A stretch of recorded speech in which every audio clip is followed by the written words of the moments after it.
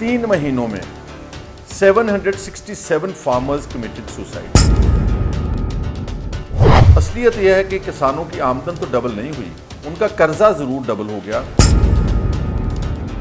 सरकार ने शायद 10 साल में 16 लाख करोड़ का कॉरपोरेट का कर्जा माफ किया। किसानों का, खेत मजदूरों का, किसी का 1 लाख है, किसी का 2 लाख है, किसी का 4 लाख है, उस कर्जे को कभी माफ नहीं किया गया। हर साल अप्रोक्सीमेटली 11,500 किसान और खेत मजदूर आत्महत्या करते हैं। आमदन डबल करने की बात जैसे मैंने बोला वो झूठ निकला है।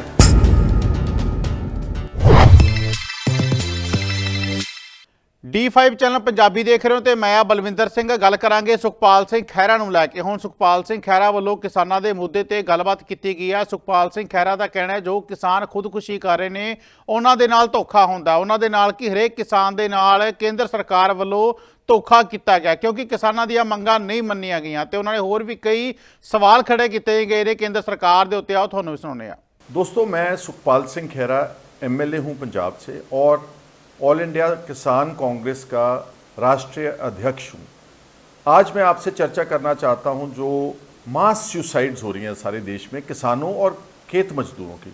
आप ये गौर करें, इंडियन एक्सप्रेस अखबार का ये एक न्यूज़ आइटम है, 2 दिन पुराना है, 3 जुलाई का, जिसमें उन्होंने बताया कि अकेले महाराष्ट्र में महज 3 महीनों में 767 फार्मर्स कमिटेड सुसाइड। 767 किसानों ने और खेत मजदूरों ने इस देश की सरकार की नीतियों से तंग आकर के अपनी ज़िंदगी ख़त्म कर दी। आप सबको याद है कि जब बीजेपी पहली बार सरकार बनी आज से 10 साल पहले, तो बीजेपी के प्राइम मिनिस्टर साहब ने बोला कि मैं आने वाले समय में मैं किसानों की आमदन डबल करूँगा। असलियत यह है कि किसानों की आमदन तो डबल नहीं हुई, उनका कर्जा ज़रूर डबल हो गया और कर्जे की वजह से बहुत बड़े पैमाने के ऊपर आत्महत्याओं का दौर इस देश में चल रहा है।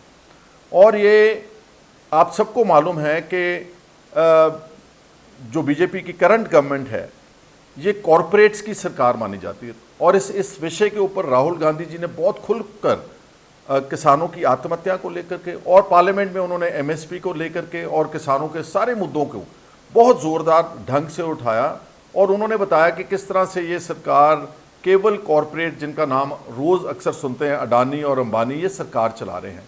इन लोगों का हज़ारों करोड़ों रुपए का कर्जा इस सरकार ने माफ़ किया। अगर आप लोकसभा के जो प्रोसीडिंग्स उसको फॉलो करेंगे तो इस सरकार ने शायद 10 साल में 16 लाख करोड़ का कॉरपोरेट का कर्जा माफ़ किया। इसके मुकाबले में किसानों का कुछ नहीं माफ़ किया। और ये 16 लाख करोड़ का कर्जा माफ़ हुआ, इसमें कुछ चंद सैकड़े घराने होंगे जैसे अडानी, अंबानी और ताकतवर ये जो व्यापारी लोग हैं। इसके मुकाबले में किसानों का 20 लाख करोड़ का कर्जा, जो गवर्नमेंट का फिगर है और पुराना फिगर है 2020 का है, ये करोड़ों घरों का है, किसानों का, खेत मजदूरों का। किसी का 1 लाख है, किसी का 2 लाख है, किसी का 4 लाख है। उस कर्जे को कभी माफ़ नहीं किया गया। और जैसे मैंने पहले बोला कि ये सरकार एक शहरों की तरफ, अर्बन इंडिया की तरफ इसका ध्यान है, जो ऑलमोस्ट अभी 50-60% पॉपुलेशन गांव में रहती है, उनकी तरफ इनका कोई ध्यान नहीं है। और NCRB के जो फिगर्स हैं, जो हमारा जो नेशनल क्राइम ब्यूरो है, उसके मुताबिक जो, हालांकि ये सारी सुसाइड जो आत्महत्याएं हैं किसानों और खेत मजदूरों की, ये प्लेट डाउन है। अगर ये 767 बोल रहे हैं तो इससे ज़्यादा हुई होंगी, इसको प्ले डाउन करते हैं। 2022 के आंकड़े के हिसाब से ये हमारे देश में हर साल अप्रोक्सीमेटली 11,500 किसान और खेत मजदूर आत्महत्या करते हैं। इसका सादे शब्दों में ये है कि ऑलमोस्ट 31 सुसाइड्स हर दिन भारत में होती हैं। लेकिन कभी भी किसी सेंट्रल गवर्नमेंट ने, कभी बीजेपी के या प्राइम मिनिस्टर साहब ने इसके ऊपर कभी भी कोई विशेष सेशन नहीं बुलाया पार्लियामेंट का, कोई किसानों की बात नहीं की।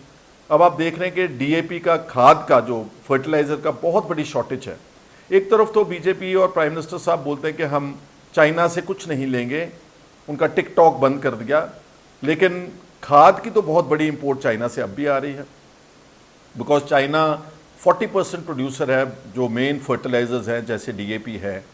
और पिछले समय में इसकी प्राइसेस बहुत फ्लक्चुएट हुई, क्योंकि जो यूक्रेन और रशिया का वॉर हुआ, कहीं भी लड़ाई लगती है तो इस तरह की चीज़ों की कीमतें बढ़ जाती है। अब चाइना ने अपने खपत अपने देश में कर ली, हमारे को शॉर्टेज आ रही क्योंकि उन्होंने सप्लाई कम कर दिया। और ये भी मैं समझता हूँ कि मेक इन इंडिया वाला सिर्फ एक झूठा प्रचार था कि हम अपनी बात करेंगे।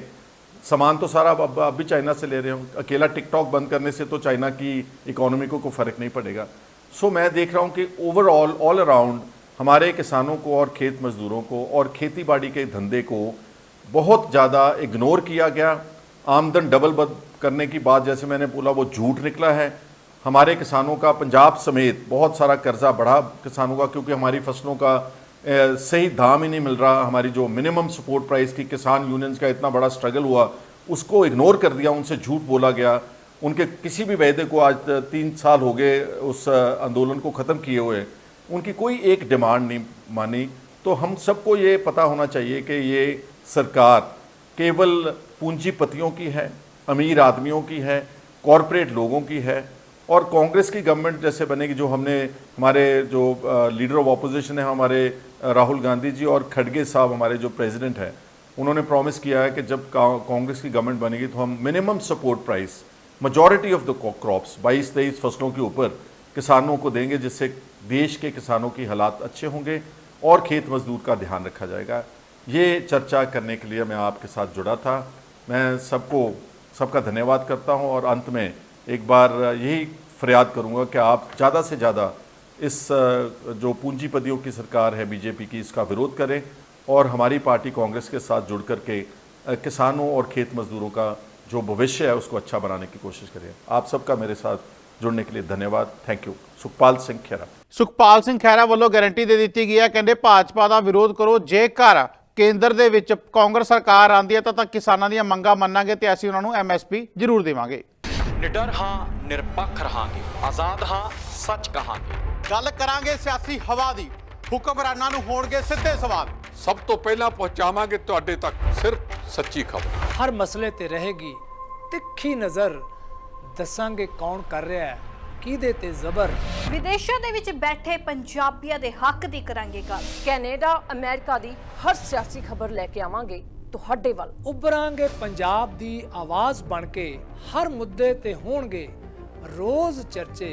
ਖੋਲਾਂਗੇ ਅੰਦਰੂਨੀ ਰਾਜ਼, ਬਣਾਂਗੇ ਬੁਲੰਦ ਆਵਾਜ਼। ਖੇਡ, ਸਿੱਖਿਆ, ਖੇਤੀ ਦੀ ਬਾਤ ਪਾਵਾਂਗੇ, ਹਰ ਪਿੰਡ ਹਰ ਸ਼ਹਿਰ ਜਾਵਾਂਗੇ। ਗਾਇਕਾਂ ਤੇ ਅਦਾਕਾਰਾਂ ਨਾਲ ਕਰਵਾਵਾਂਗੇ ਮੁਲਾਕਾਤ ਤੇ ਕਲਾਕਾਰਾਂ ਦੀ ਜ਼ਿੰਦਗੀ ਤੇ ਮਾਰਾਂਗੇ ਝਾਤ। अब धर्म, धरोहर, संस्कृति और सेहत की होगी बात। अब D5 चैनल हिंदी भी होगा साथ। ਕੀ ਨੇ ਸਾਡੇ ਕਾਨੂੰਨ, ਫਰਜ਼ ਤੇ ਅਧਿਕਾਰ? ਕੀ ਕਰਦੀ ਹੈ ਸਾਡੀ ਸਰਕਾਰ? ਕੀ ਹੈ ਤੁਹਾਡੀ ਮੁਸ਼ਕਲ ਦਾ ਹੱਲ? D5 ਚੈਨਲ ਪੰਜਾਬੀ ਦੀ ਕਚਹਿਰੀ 'ਚ ਹੋਵੇਗੀ ਸਿਰਫ ਲੋਕਾਂ ਦੀ ਗੱਲ।